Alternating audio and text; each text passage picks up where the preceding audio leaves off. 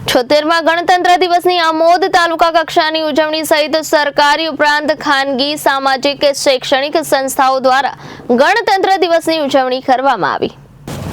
આમોદ શહેરમાં 76માં પ્રજાસત્તાક પર્વની તાલુકા કક્ષાની ઉજવણીમાં ડોક્ટર સુપ્રિયા ગાંગુલી, નાયબ કલેક્ટર પ્રાંત અધિકારી તેમજ જંબુસર VA જરીવાલા મામલતદાર, Amod police inspector RB Karmatiya તેમજ વગેરે અતિથિઓ તેમજ સ્કૂલના વિદ્યાર્થીઓ સહિત વાલીઓ ઉપસ્થિત રહ્યા હતા।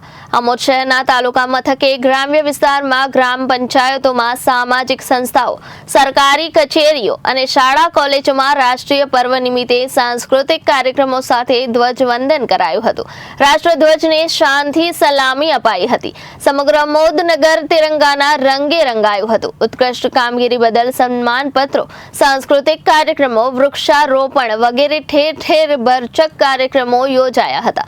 મુખ્ય અતિથિ સહિત સ્કૂલના શિક્ષકો તેમજ વિદ્યાર્થીઓ, Amod police staff, GRD staff, સરકારી સંસ્થાઓના કર્મચારીઓ તેમજ મોટી સંખ્યામાં ઉપસ્થિત નગરજનોએ રાષ્ટ્રધ્વજને શાનથી સલામી આપી રાષ્ટ્રીય પર્વની શાનદાર ઉજવણી કરી હતી। દેશને કેવી રીતે ચલાવીશું તો દેશના એ લડવૈયા અને ઘડવૈયા બુદ્ધિમાન લોકોએ વિચાર્યું કે આ દેશને ચલાવવા માટે એક લેખિત આધારની જરૂર છે।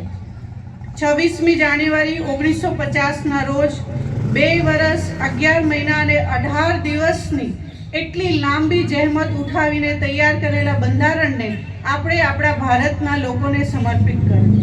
ભારતનું બંધારણ ખોલો, તેના પેજ ઉપર પ્રથમ પેજ પર આમુખ પર લખ્યું છે કે ભારતનું આ બંધારણ વી ધ પીપલ ઓફ ઇન્ડિયા, અમે અમારી જાતને સમર્પિત કરીએ છીએ।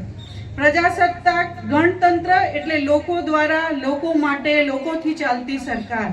અહીંયા નાનામાં નાનો ચૂંટાયેલો પ્રતિનિધિથી લઈને દેશના વડાપ્રધાન અને રાષ્ટ્રપતિ પણ આપણા મતથી ચૂંટાય છે અને આપણું પ્રતિનિધિત્વ કરે છે। ભારતના વિશાળ બંધારણને જેમાં સાર્વભૌમત્વ, બિન સાંપ્રદાયિકતા, સમાનતા, એકતા, બંધુત્વની વાત લખેલી છે। સમાજમાં નાના માણસથી લઈને દબાયેલા વંચિતો સુધીના ન્યાય અને સમાનતાની વાત। Bureau report, Janadesh news, Bharuch.